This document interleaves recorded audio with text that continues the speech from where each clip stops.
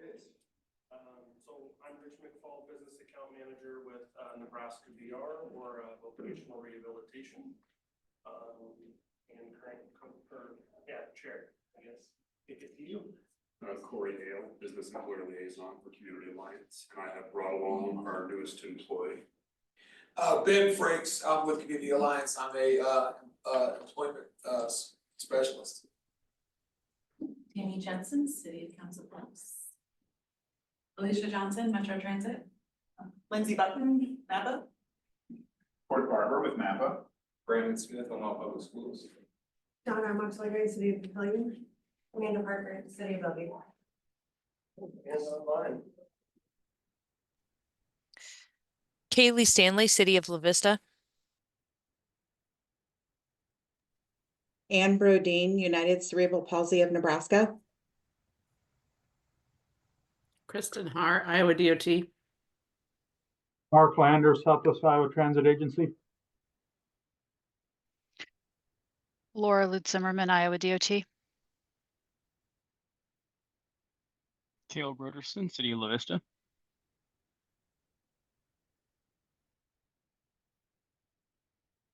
Ward, MAPA.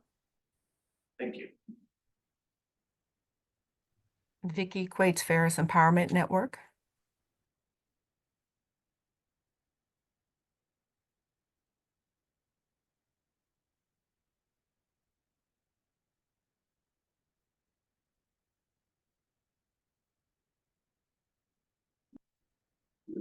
Any others online? Sarah Soul, Nebraska DOT. Thank you. So, do we have four? Yep, yeah, right. Cool. So let's take a moment to look at the minutes from March 19th. I have one item before that. Oh, A little bit different. I went to CTC approval. Oh, the March meeting piece. Yes. Yeah, and I can kind of give a little explanation of that. So in March, we shifted the meeting to all virtual because it was kind of a weird weather event on that day. A number of CTC members were not able to attend even virtually. Their offices were shut down. They didn't have access to their work computers, that kind of thing. And I did get requests that we remove that from consideration for voting determination for the overall. But basically, we would just say that March doesn't count. If you didn't attend, that's okay. And we wouldn't count that as an absent. Basically, we would just excuse the meeting. It's up to the committee as to whether you would like to do that, but that's basically what I'm taking that request from a few of the members and putting it before you. And just to be transparent, we were actually having this conversation before, like Melanie reached out. So this was already a topic, but in full transparency, Melanie is not able to attend today also. So that would ultimately be her third as well. So I think it's due diligence back to more than just Melanie, but everybody. So when we vote on it, I just wanted to kind of all be laid out that too is on the consideration of our decision. So, all in favor of waiving attendance? Do we need to make a motion for it or? You want to make the motion? Yeah, so let me go that way. I'll make the motion to approve, or essentially to waive attendance for March 19th, 2025. For anybody that really wasn't able to attend for whatever reasons. Would somebody like to second that? Second. Okay, all in favor? Aye. Anyone opposed? Any sustained? Should we do an itemized? Does that matter? I don't think so. Okay, and I don't care. Essentially, we all said yes, so I just didn't know if we needed it on record or who else said yes. Nope. All right. We usually do that for talk about money. Yeah. That was kind of just a precedent that was established a while back that we want to slow it down, do a roll call vote for voting on new 5310 awards, but beyond that, we keep it simple. Unless there's something that somebody, yeah, if we want to do a roll call, we can do that, but I don't think it's necessary. I think it's fine because it's a blanket statement. If it was for one specific individual, I would say let's do the roll call. Sure. So we'll go with that scenario, so. Thank you for all of that, and then moving to the, I guess we're doing two. I don't know if I picked up the other one. I forgot to print out the January minutes. They would have been presented at the March meeting, but I think I forgot to print them out because I forgot we were doing two of them. So I provided the March meeting minutes. And the January meeting minutes would have gone out with the packet, but I don't actually have printed to the January meeting minutes. If people want to review, I can print it and want to discuss other things and come back. That would be fine too. Yeah, Oh, you can also just pull we it could up. just pull it up. Let's do that. Because I would like to get it off the list.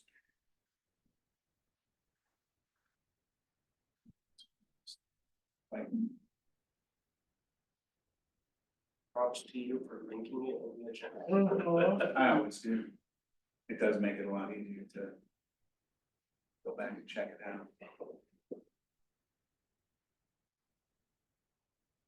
And let me, oh, it should, this should be shared. Yeah, 'cause I think I shared the. Wait, no.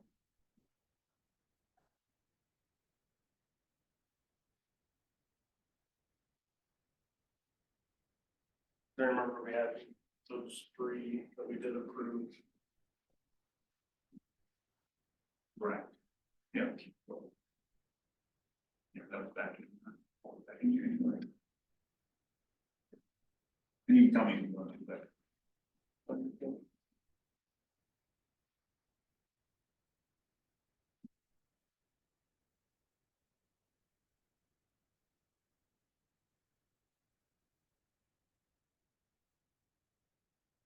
That second paragraph, Mhm. I think that's me and not Corey.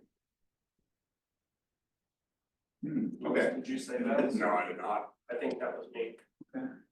So it's you. Right. But that, I remember saying that essentially we brought it to the group twice. And you sent it out in an email and it's 49 pages and again, my name instead of Sir Corey. Good call. Yeah. It's like, wow, you really said some things. Flipped over all the tables. Yeah. I don't know.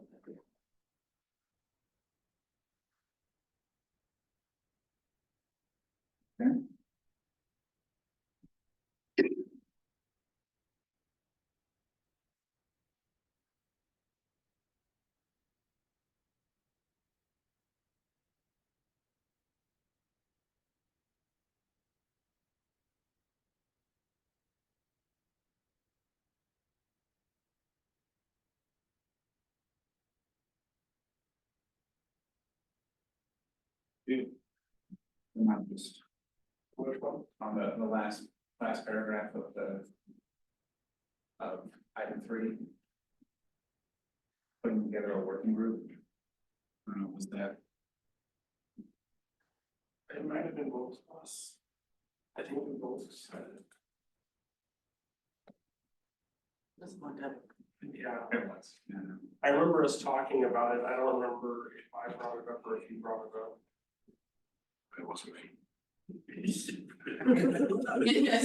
One thing is certain. I think it's fine as is. Okay. Cause I mean, in transparency, Court, you and I have probably had that conversation also in one of our pre-meeting discussions, so that like-minded anyway. Then your 5310 update.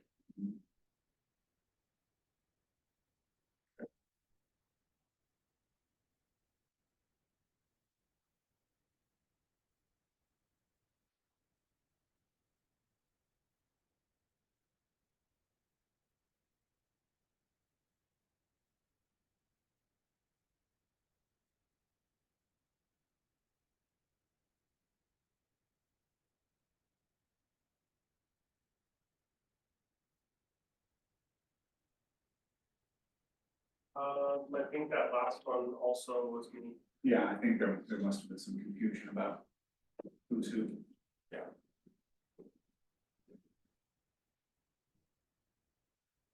The last one makes sense that the Cory is usually one to either motion or second it. I think that he'll work is right. But I remember going to that, I think you and I both went to that, every right counts. Yeah, yes, right, that's right, yep. Mhm. That wasn't me. Yes. Use 53 out of their majors. That's what's in my head. So essentially wherever there's hail, except for the second. Yeah. It could have been listening to the recording. Hail and. Yeah, that's gonna be fine.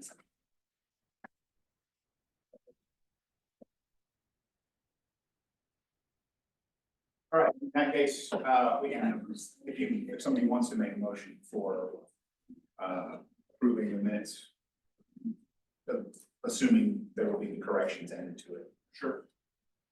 Someone like to motion? I'll motion. And a second. Or do we need a second? Yeah. Yeah. I'll second. Alright, all those in favor? Anyone opposed? Alright. So then we wanna look at the March. So maybe since you've got it pulled up, can we just put it on the screen for at least those that are on? Yeah. In Zoom land? I think that was pretty handy.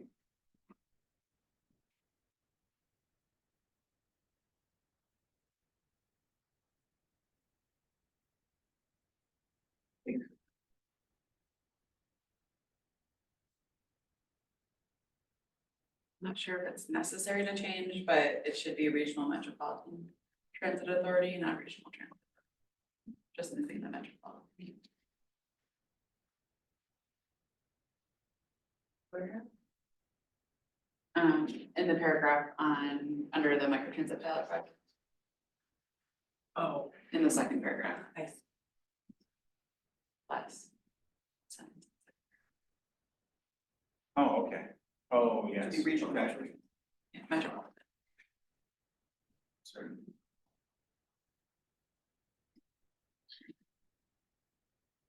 I would also note that in addition to being held virtually, I don't know if it was MAPA or Metro that requested that we streamed it live on YouTube. I think it was us. Yeah. Primarily just because full transparency because of last minute change, so that was also performed. Should we note that on here? We can. Yeah. I think we should, because at least going into your initial conversation of the 5310 stuff, I was preparing for this meeting.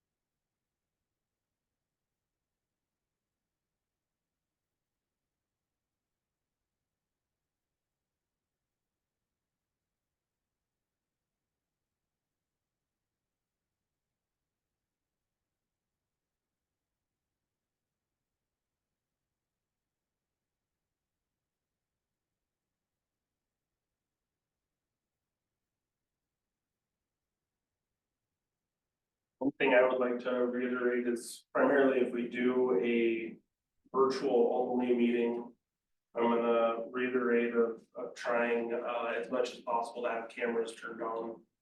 I think for one, when we're talking about very detailed scenarios like the 5310 and you know, just some of those tougher conversations, I would at least say, and I know not everybody's able to, sometimes technology doesn't work, but at least putting it in the chat, if you are having some technology like barriers, But if all possible, I would like, to have cameras on.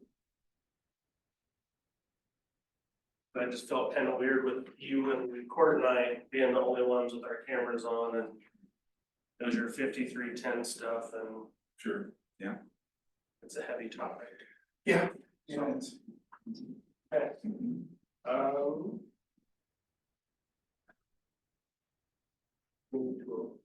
I guess, can I motion? Okay, I'll motion to approve. Somebody like to second? Thanks, Corey. All those in favor, pending the few comments that we made? Aye. Anyone opposed? Or sustained? All right. Approved. Thanks. Move it out of the way, so thank you for going through all of that. And on to the hot topic of 5310 with MAPA and DOT, and I was also thankful to hear Iowa DOT being on the call too. Yeah, so the presentation will be mostly from me, and then if there were questions or anything that state DOTs want to add, that's kind of why I asked them to be here.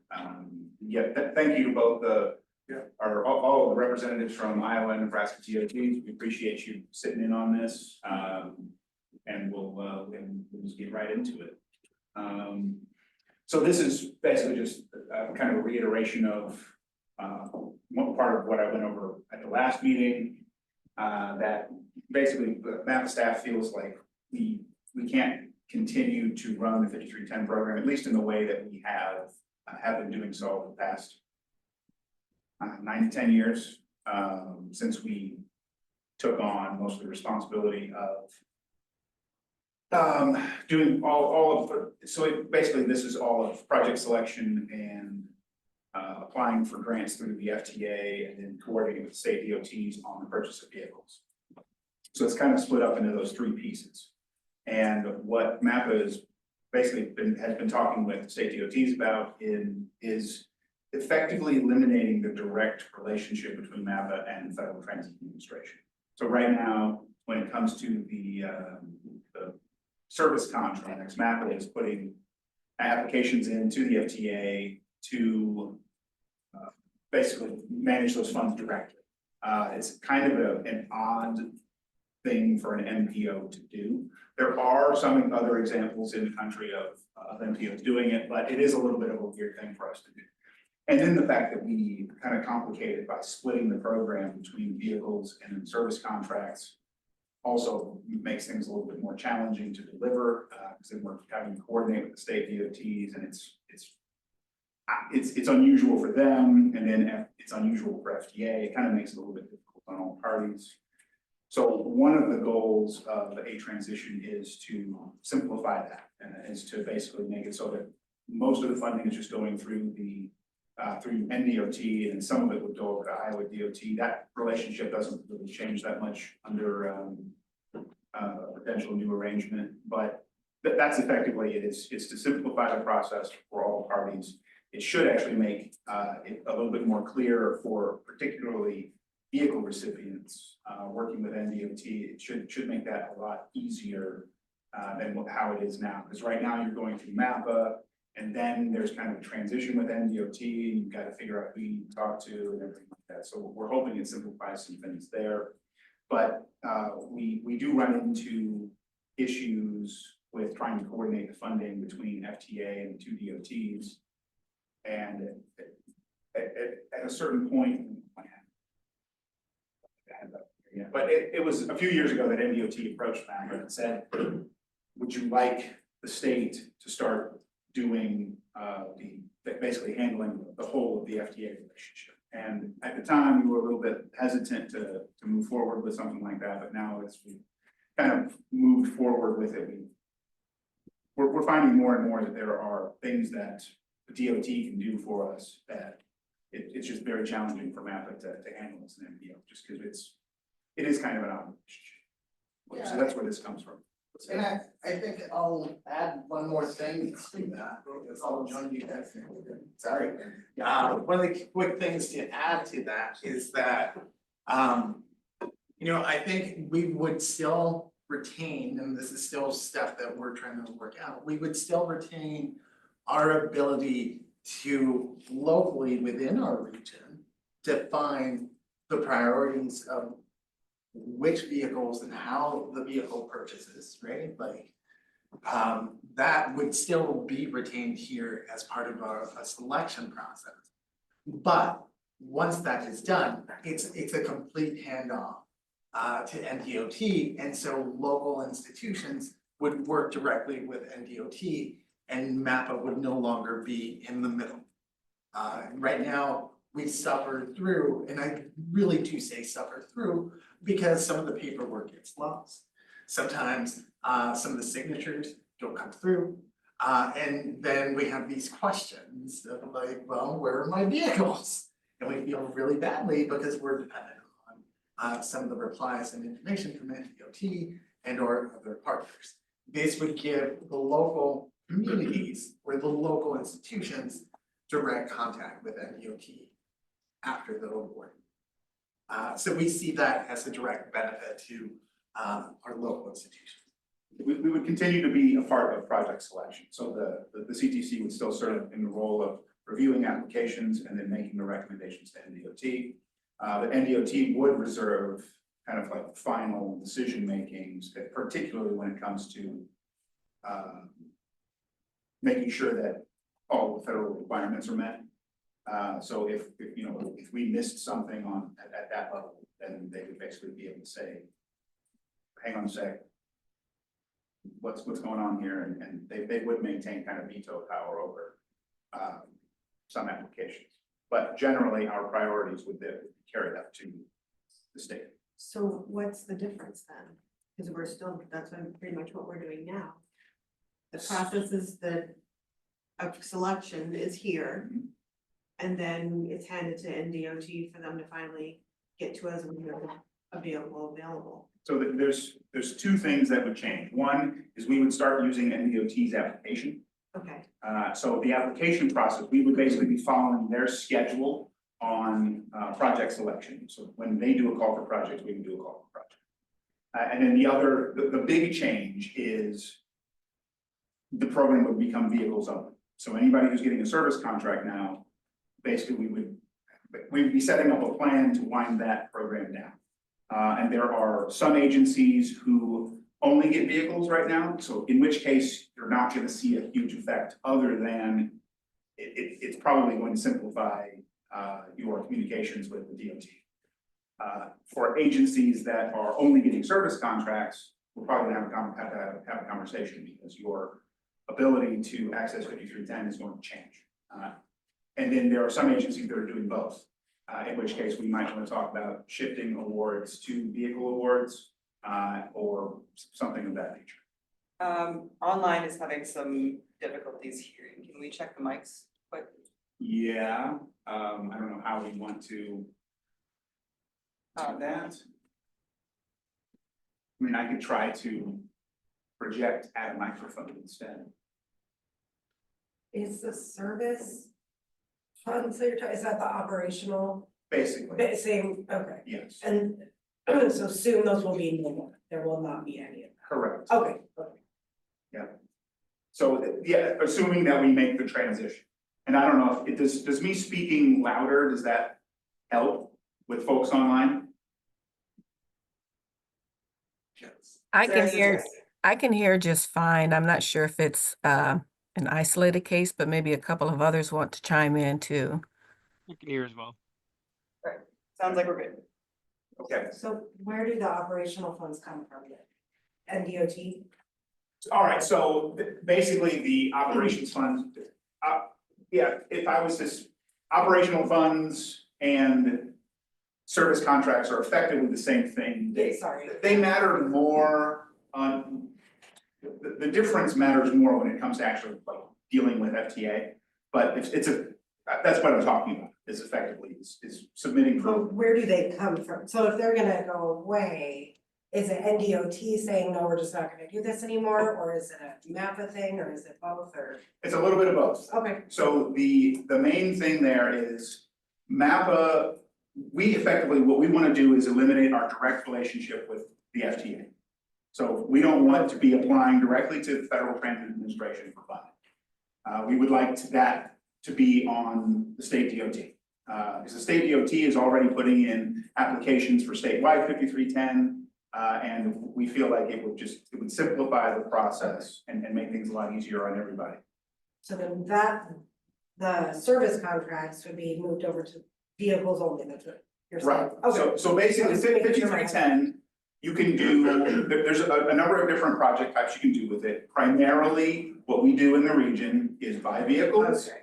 and issue service contracts, which is basically for helping with, it's basically operating assistance. Got it, I see what you're saying, thank you. Hold on just a minute, I wanna just make sure that it's clear what we're doing and what the possibilities are. Yeah.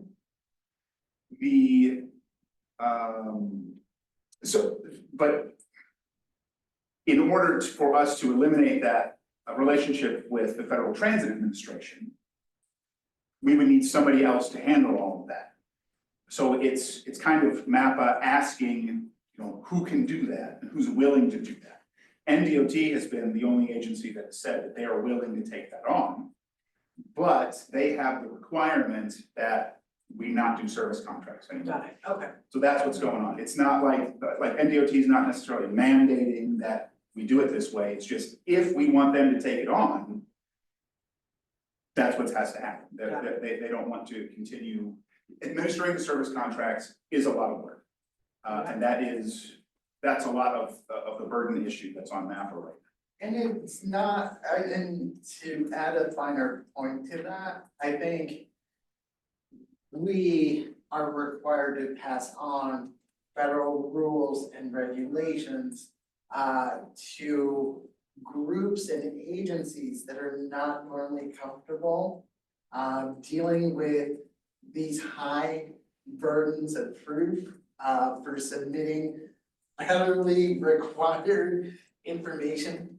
And so we're kind of, again, stuck as the middle person trying to pass on these rules from contracting, et cetera, that we get stuck, right?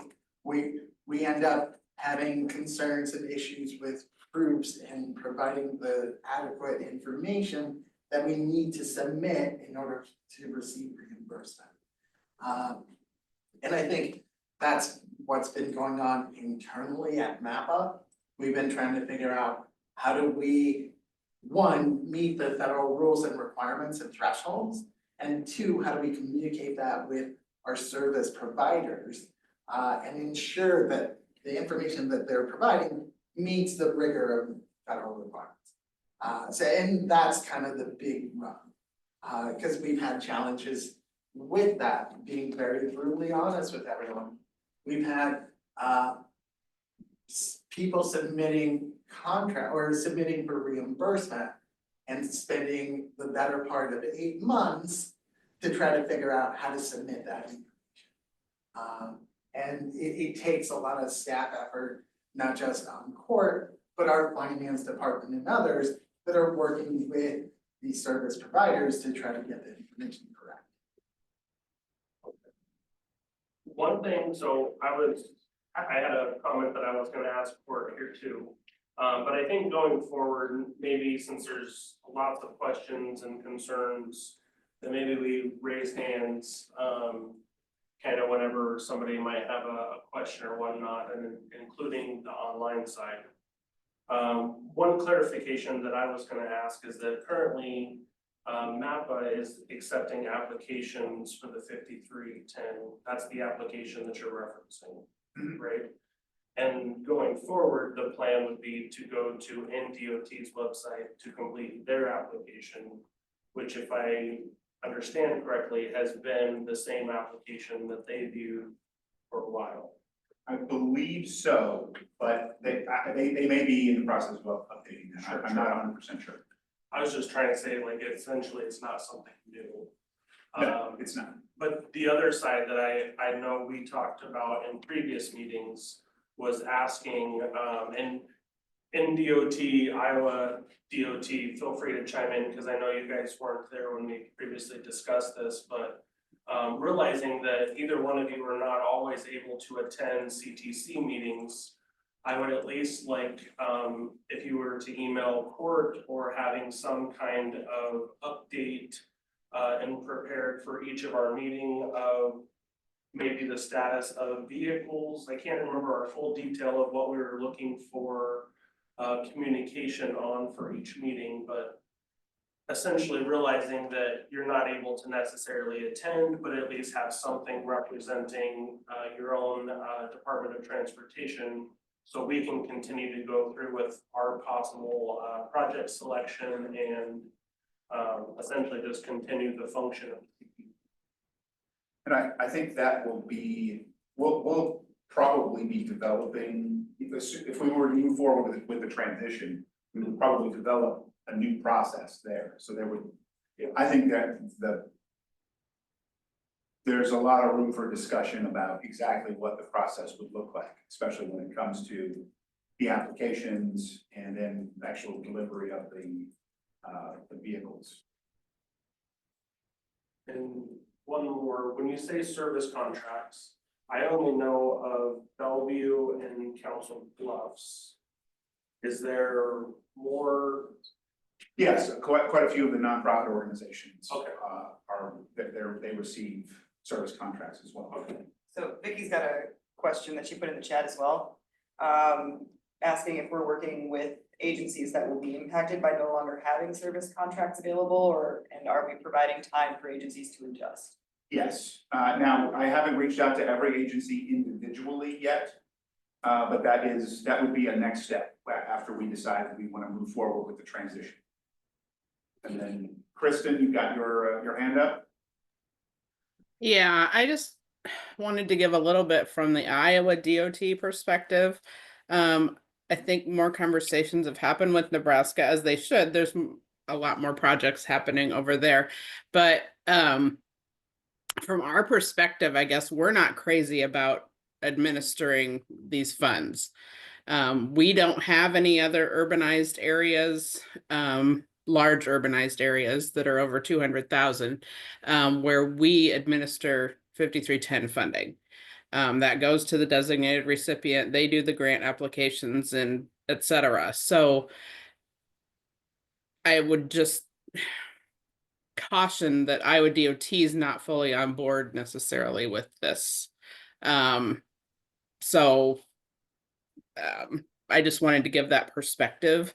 As for it going just to vehicles for 5310, I guess we don't really have an issue with that, because that's what has been happening with the vehicles going to our Region 13, which is SWITA, to provide service, I think, within the city of Council Bluffs, if not out in some of those counties that fall within the urbanized areas. So that's not an issue. But in Iowa, we only give the money to designated transit agencies. We do not take applications or give the money to nonprofit organizations that are not already affiliated with a public transit agency. So our process over here and who we are able to give those funds to is different than it is in Nebraska. Kristen, so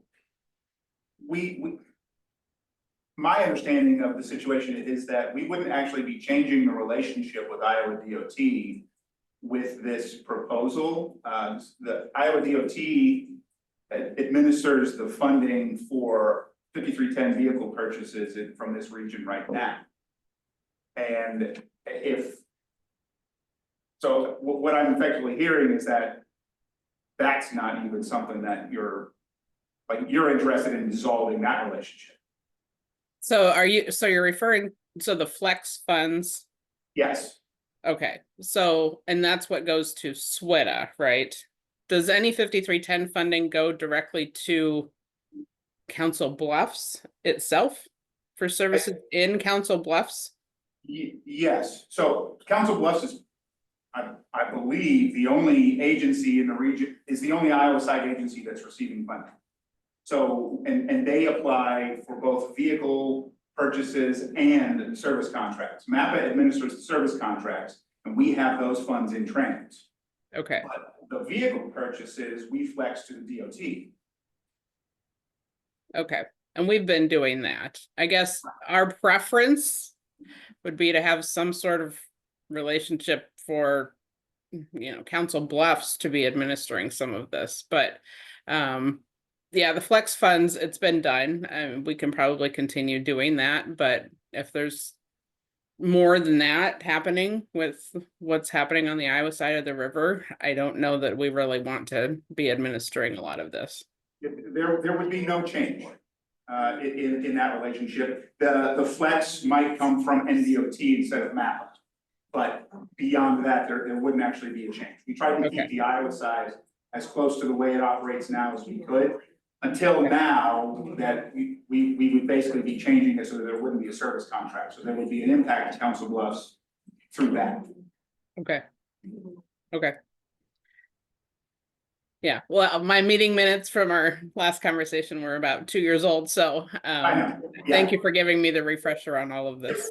Yes, Thank and you. if we need to have a conversation separately about it, I'm happy to do so. Okay. And if there are other avenues to explore with how we get the funding from FTA, I think we're open to that too. Okay. Okay, no, I think if that's what's being proposed, kind of the status quo, I think Iowa's probably okay with that.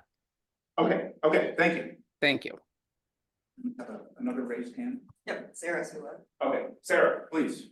I have to apologize. Something's going on with my sound in Zoom. So if I missed something, I'm sorry. I just wanted to put in there the process in which if NDOT is to administer this, and it is, like you said, vehicles only, the process and the relationship between your board and our reviews, that has not been thoroughly discussed. So there would have to be changes to that. I mean, we would still allow you guys to review and have some input, but ultimately, I don't know if somebody had touched on this, it would need to be NDOT's decision on which ones we're moving forward. Yes, yeah, we did just, we touched on that. Okay, sorry, my sound, so if I missed parts of the conversation, my apologies. Sure. Yeah, we didn't go very far into that, we just kind of touched on it. And I think MAPA understands that there's going to need to be a pretty significant conversation about what that process looks like and how the CTC would be involved. Okay, thank you. So currently, in the past, you've had a call for projects, we've filled out that application online. I have never gone to NDOT to fill out that application, correct? Right. So we would still have that process where you would have a call for projects? Basically, MAPA's call for projects would align with the state's call for projects. It would be one call for projects for the state, but there would be an extra step for this region. And like Sarah said, this hasn't been fully fleshed out yet. We don't even know exactly what this looks like, but there would be some kind of step in between where they would then forward us the applications for this region. The CTC would look at it, make a recommendation. Ultimately, our board would make a recommendation, and then it would go on to NDOT, and they would have final decision-making power. This might actually be, I've always been very confused about what MAPA does versus what NDOT does. What funds are coming where? I'm sending a report out. I don't know if it goes to you or to them or says, I mean. Right. Gosh, it might just simplify a couple things, because. That's what we're trying to do. And I know I call you for the most mundane things. I don't even know if you're the person I need to call. You're just the guy I know. I can always connect you. Yeah, I know. With the right person. But yeah. It's like, gosh, this is the only person I know that can call. And that won't necessarily change. You still will be like, somebody at MAPA should always know what's going on with it. And be able to connect you with the right person at the DOT, but I'm hoping that there becomes a better relationship with the DOT, with all of you and the DOT. And so from what Sarah just said, are they considering that maybe CTC doesn't need to be involved in, they want to take over the process of deciding who gets vehicles and who doesn't? So NDOT would have ultimate authority on that. But there still has to be room for the region because the funds are apportioned to the region specifically. The MPO and thereby the CTC, right, MAPA and the CTC do have to be involved. They have to exist, so this wouldn't go away Yes. for us, we No. would still be. Correct. And ours would be a recommendation, which is what is it MAPA board or is it Metro board? MAPA board. The MAPA board would then take our consideration to then give their recommendation and then over to NDOT, yeah. Correct. Like I said, we'll have to figure out what exactly the process looks like. And, you know, kind of like what level of authority MAPA has in that instance, because and Sarah, you can correct me if I'm wrong, but what NDOT is concerned about is making sure that they are dotting the i's and crossing the t's, because they will be ultimately responsible to the federal government to make sure that all of the rules are being followed. Correct, and yeah, so what we're looking at, so right now, we are administering Lincoln's, so it'd be a similar setup to them. But yeah, like the details we would have to work out before we go forward with this. That would be the next step, is my understanding based on my conversation with Court. But it would be a reduced touch point. And currently, the buses that we have, like, for Bellevue, La Vista, and Papillion, because we're all similar. So the buses that we currently have, we are turning in reports to NDOT about, like you said, riders, you know, who has wheelchairs, who doesn't, et cetera. My concern is that from just the two of us talking, is that we're both turning in two different reports or no reports, right? Yeah, Is that what we're right, saying? so my buses are so old now that I don't need to do the 5310, like they've aged out, if you will. Oh, sure, they're past their useful life. You have a new one, so you're still doing it. Right, but I'm also doing a yearly one on all the older ones. Do you do a yearly one on the older ones? And my newer bus, I haven't been asked for a report yet.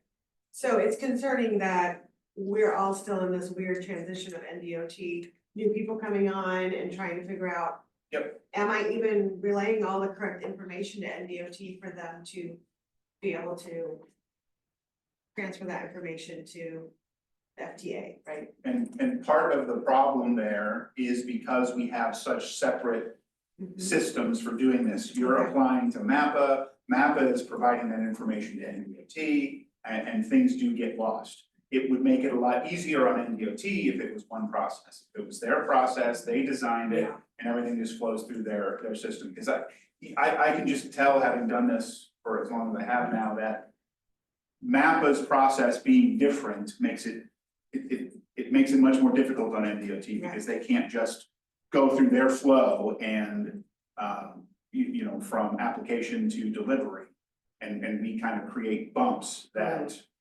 and you don't really want when you're trying to administer a federal program. There's enough bumps in there already, and we're adding more.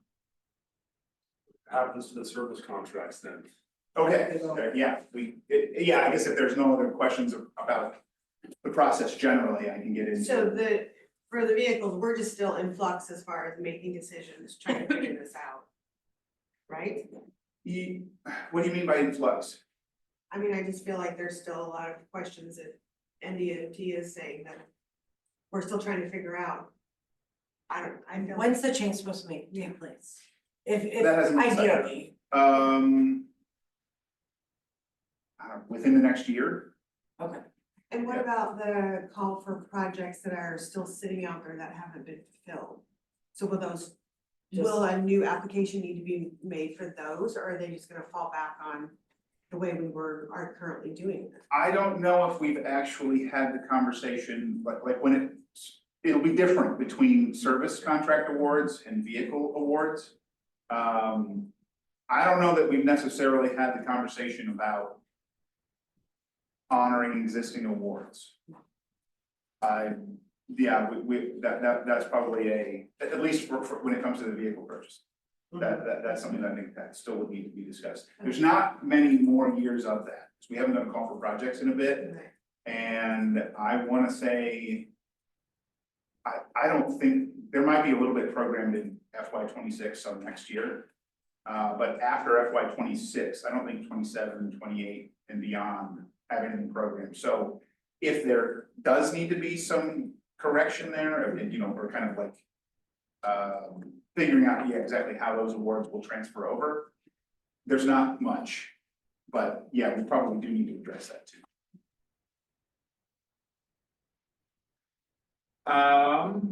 Yeah, so basically future calls wouldn't include service contracts. The application would just be for vehicles. Current service contracts will not be affected. So if you have a contract right now, the MAPA will continue to help provide reimbursement on all of that. Some future contracts may be affected. If we're already working with you to develop a new contract, you're fine. That contract is going to go through. MAPA will be issuing reimbursement under that agreement. There's probably even some awards that are like Council Bluffs, I think is a good example. I'm not actively developing a contract for you, but I need to. And so that agreement will go forward as well. So you'll have at least one more service agreement before this happens and we dissolve this. And how long are those service contracts good for? It depends on the contract. Sometimes we write them for a year, sometimes we write them for 2 years. We will extend them. The real thing is kind of, it's whether we've already got the funding in a grant with FTA. If we have the funding, then MAPA is going to need to spend it anyway, because it would be far more complicated to try to transfer that funding to a state DOT than it would be for us to just carry out the remainder of the funding. And this is where I need to get with each entity individually and kind of do a step down program or maybe a transition to vehicles or something like that. When it comes to funding that we don't have in the grant, and I know I can't give you this information like right out, it's too much for everybody to look at collectively, but on an individual basis or individual agency, I'll be able to go through this with everybody. If the funding's not in the grant, but you have an award, those are in question. So if you have a service contract award that's coming up over the next couple, 2-3 years, there's a possibility that when we do this transition, that award will be rescinded. I think there is room for us to accommodate that with turning it into a vehicle award. That would be a CTC and NDOT decision, or possibly Iowa DOT, depending on how involved they would like to be in that. But that's kind of the situation with contracts and awards. So anything, if you've got a contract right now, don't worry about it. We're going to finish that contract. And if I'm already working with you, if I've already asked for information for a new contract, that will be one example. That's fine. We're gonna pursue that agreement and do reimbursement under that. But if you have a future award, that is in question. So when you said that this change is gonna happen within possibly the next year, knowing that state fiscal is different than federal fiscal, I'm assuming because of it being like the FTA that's the federal one, which I believe is October. Yeah. So kind of looking a little closer at the timeline, are we thinking somewhere between now and October or like? I was thinking calendar year. Okay. Yeah, I would like to have this. If the MAPA board decides that we want to go ahead and do the transition and we figure out everything with NDOT and Iowa DOT is also all right with what we're proposing, I would like to have things kind of ready to go by January of 26. That would also set us up to participate in NDOT's call for projects later that year. And what made me ask that question, and like NDOT, feel free to chime in on this, knowing that the state ourselves goes through the end of June, as July 1 being a new fiscal, if maybe they have a preference on when in their fiscal cycle, because we're getting ready to start a new fiscal is what I'm saying. Sure, yeah. Mark, yep. Mark had a quick question online saying, my concern is for the city of Council Bluffs, a switch to vehicles doesn't do much for the city due to limited fleet and the OPS money they receive is critical. OPS, Mark, do you wanna expand on that a bit? Oh, I think it's operations. Okay. Oh, I was wondering, No. yeah, that's I was right. like, what is that? Operations. Yep. Yeah, that, Mark, I agree. That's my biggest concern with it as well.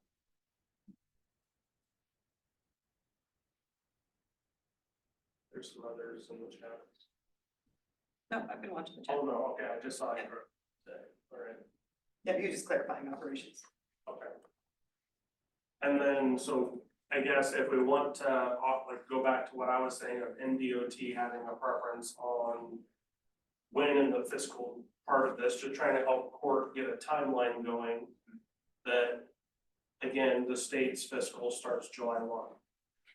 Sarah, do you know if you have a preference on when we would complete this? The 24 apportionment has to be entered by 26, correct, June? Right, so so 24 apportionment it will lapse in 26, fiscal year 26, so. I mean, Yep. the sooner the better, I just soon get it in a grant before it starts lapsing, so. The main, Sure. I think the most critical part is that you and I need to discuss and figure out what we're gonna do with the service contracts, because NDOT can't take it over with service contracts. We just don't have the capacity. Yep.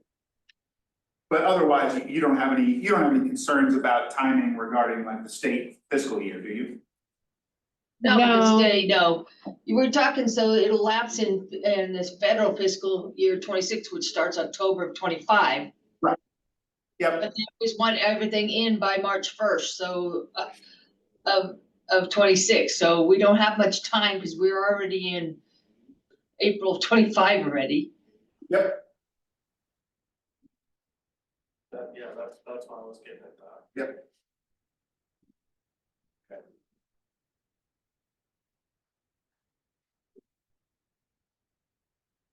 Oh, yes.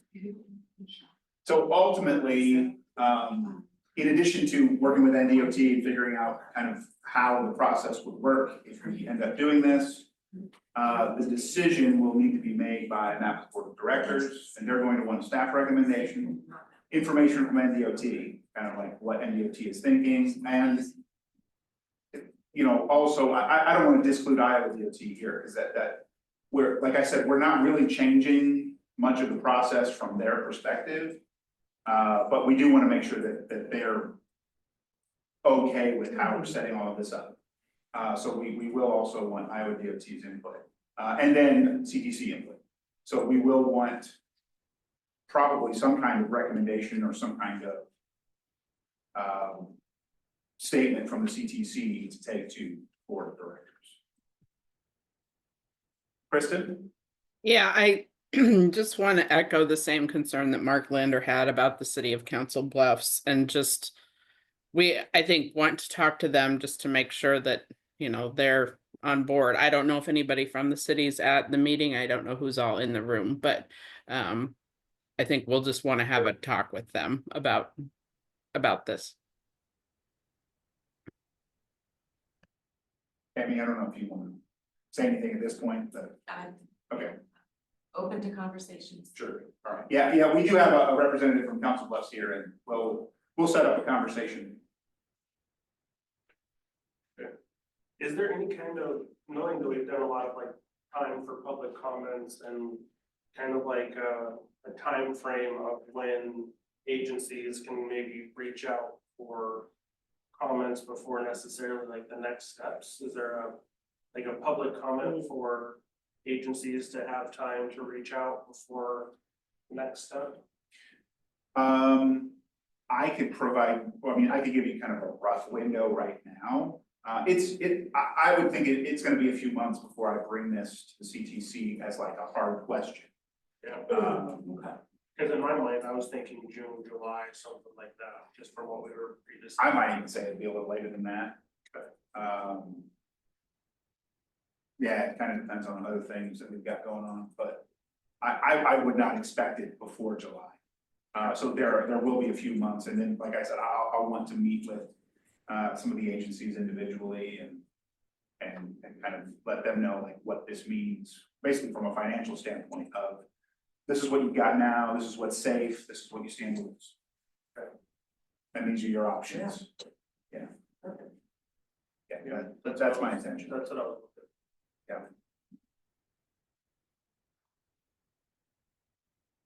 But I don't have. No. Yeah, I do appreciate you bringing this up so early, though. Yeah. I mean, as of, you know, last month even. Yeah. I Yeah. think that leaves a lot of time for the anxiety of it to kind of wear off and get sorted out for all the agencies, so Yeah. I do appreciate that. Yeah, I don't want to surprise Early, anybody. right. And I know I have been talking about this transition for a while, but we didn't have the clarity that we have now, especially around the vehicle purchases versus service contract. Yeah. And Court, when you and I were talking about it, and Melanie, I wanna say it was like early February. Our first comment was that it has nothing to do with the current political administration.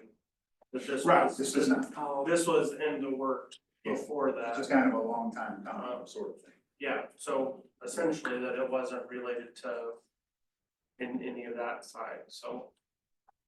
Cause that's what I was worried about on the delivery piece of. You know, yeah, it was just bad timing on that part, but essentially it was before that was in conversation. Okay. So I guess ultimately what I hear you saying is even August, for example, is time to kind of think and then have those one-on-one meetings and kind of reflect on the process.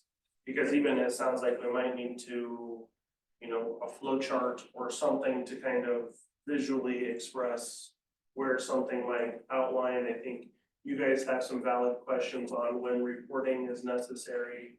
And that's, yeah, that's. I don't even think that's a map. It's not, that's sort of separate, but But that's the whole point, is Right. that we don't know. especially if we're gonna refresh the process with NDOT, Yeah. all of that's gonna be baked in, and there will be much more of a direct relationship if we do the transition between agencies who are awarded vehicles and NDOT.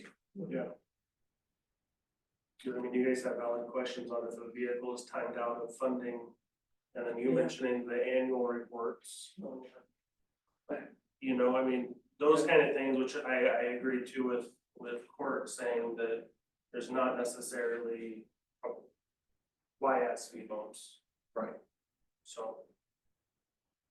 And there were reasons for it back in, I don't know, it's like 2012, 2013, I think, when a lot of this conversation kicked off about MAPA taking it over, but When was Metro involved? before, I believe, so I don't know, I really do not know how the process worked before MAPA took it over. Okay. But I believe Metro was. It was that long involved in ago, some yeah, way. okay. Yeah, yes, it was more than 10 years. Yeah. And I don't know if there was a split between Metro and NDOT and, or how that all worked, but I don't have the history of that. Of the program before MAPA took it over. When I first started at MAPA, my predecessor worked on kind of putting it together for MAPA, and we were kind of getting ready for like how we were gonna do it and setting up our program management plan. And then that was just kind of handed to me, and then I just kind of rolled with See, it. my predecessor kept referencing Metro. And I was like, I don't care about Metro, they're not involved anymore, tell me about MAPA. And so Yeah. I feel like when I came Yeah. into this, it was very much like, who's who? Right. So, Yeah. this'll simplify things. Amanda, you don't care about that? No, I absolutely care. Absolutely Yeah, I was do. kidding. But yeah, she kept, well, Metro would do this, and I was like, do I need to be paying attention Were you to thinking this part? like college, or were you thinking the? Right, both. I mean. No, I'm just I had the kidding. same thought. When somebody said, you know, Metro. Yeah. I originally. Immediately thought, yeah. College, and then that's why I try to say Metro Transit, just cause I think that helps Yeah. confusion. Yeah. But at least as far as the room, I know, it's Ben, right? Yes, sir. All right. So to explain what 5310 is in like simplified terms, it's focused on individuals with a disability and aging population. So it's a specific amount of, or a grant that's specifically designed for that, which is why we shorthand call it just 5310. Who are not able to use or are currently Yes. not provided fixed route transit. I think that's the caveat that like sometimes gets lost and the confusion between Metro Transit and what CTC is kind of trying to do. Yeah. I think overall, this is the programming side and the funding aspect that we take care of. The additional functions of our CTC is this coordination piece. Yeah. Amongst all the different agencies, cities and communities to fulfill the need of the people that need to travel in the region, right? Yeah. And again, specifically looking at people who are elderly or facing a disability. Yeah. And Metro Transit also has an application for individuals to get the half rate on the like fixed route side of things. Which, full disclaimer, does not include Moby because that's its own class, but individuals that have a documented disability that so a documented disability 65 or older or on Medicare can get the half rate for transit. Okay. Fixed route transit. Yeah, and it's disability, not every disability, but disabilities that limit a person's ability to navigate the fixed route system. So essentially, if it's harder for a person to, and you can demonstrate that. Yeah. I will just share kind of thinking about like as municipalities within Nebraska, sorry, unless you want to change state law. But just a reminder that municipalities can join the regional transit authority. So like, as you're taking this back to your leadership, if you see a need for transit in Bellevue, in Papillion, La Vista, Ralston, et cetera, like those municipalities have the option to join the regional transit authority. We have not yet had anybody move towards that. I think historically Bellevue has been the closest. But if that is a conversation that folks want to have, I can connect you to the right people within Metro. But those conversations should start sooner rather than later. It takes a long time to plan transit. Also thinking about, fixed route versus other service options like microtransit. Just kind of thinking about the options, but wanted to throw that out there. And I'd also like to mention, and the transportation conference that I know we've been on some of the planning committees for, April 21st at UNO, 9 a.m. to 4. It is free registration. I know there's a lot of different partners in there, including, MAPA and Metro Transit, I believe, is on there too, but Lutheran Family Services, refugee community, all kinds of stuff are trying to come together to get hopefully an impact on some of that. So there's a link in the agenda to the under the future meetings and events. So I'll link to the registrations. The business. Great. Are there any other questions about 5310 situation? I don't have anything else to present on. So how does like the NDOT who are on the meeting, I mean, how are they feeling about it? Do they have any input to say to us or to? I don't know, I thought maybe they would have more information. Yeah, I don't know. Sarah, do you have anything else you'd like to add regarding the transition? Like what your thoughts are about it? Anything? I don't think, not at this time. I think we have a lot to discuss in a very short amount of time, just so that we can both fully understand what we feel the best process is to put in place, and even if we can make it work from there. But as of right now, it's kind of, we're in a kind of a waiting zone. We have to have conversations to figure out what the details look like. Sure. Yep.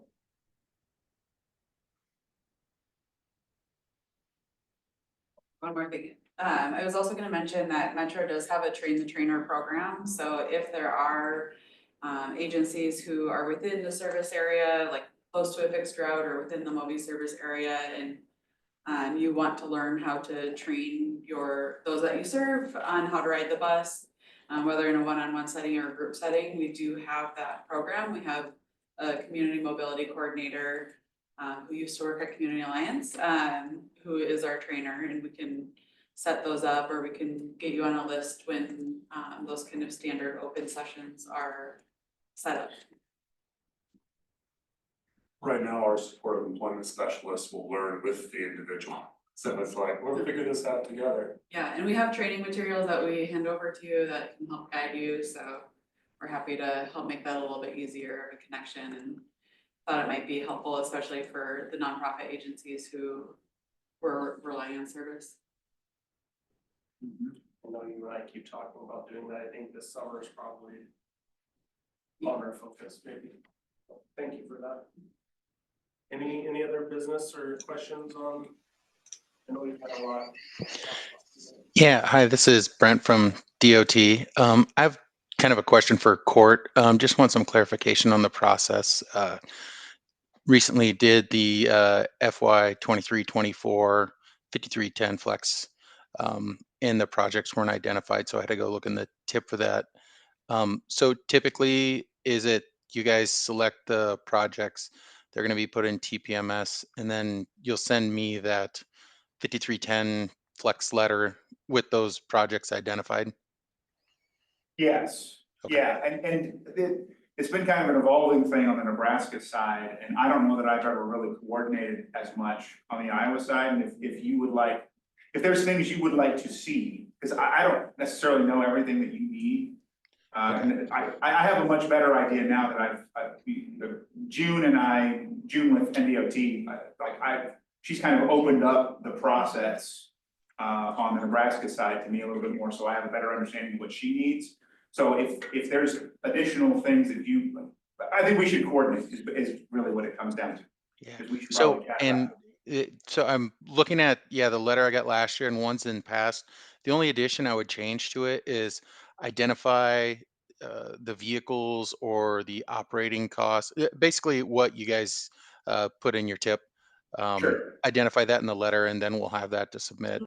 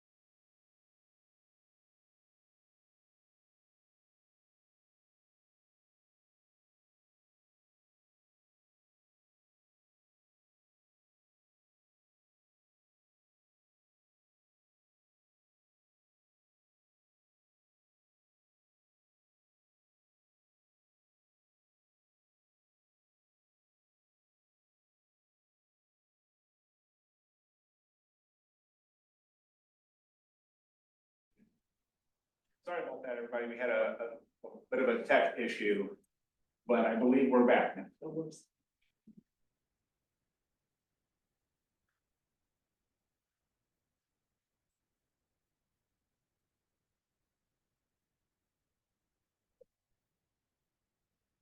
I can't see the chat anymore.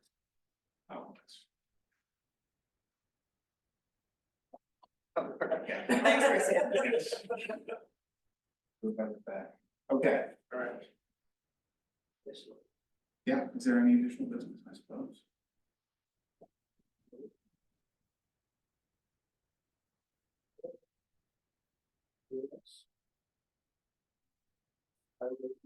Somebody like to second? Second.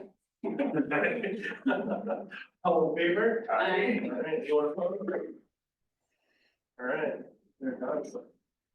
Sorry about that. I got disconnected there. Yeah, That was our fault, sorry about that. Yeah. Oh, My last comment was, I think operating funds should be considered as well, because those are items that's important too. You can get a new vehicle, but they need those operating funds to keep the buses on the road. Sure, yeah, that is the primary concern that we have with doing any kind of transition. And with 5310, it's an 80/20. So it's, I guess, Yep. if it's a contracted service, so it's 80/20. So that's still like 85/15 is if it's ADA for a vehicle. So it's not much different, but yeah, then you can have the operating funds.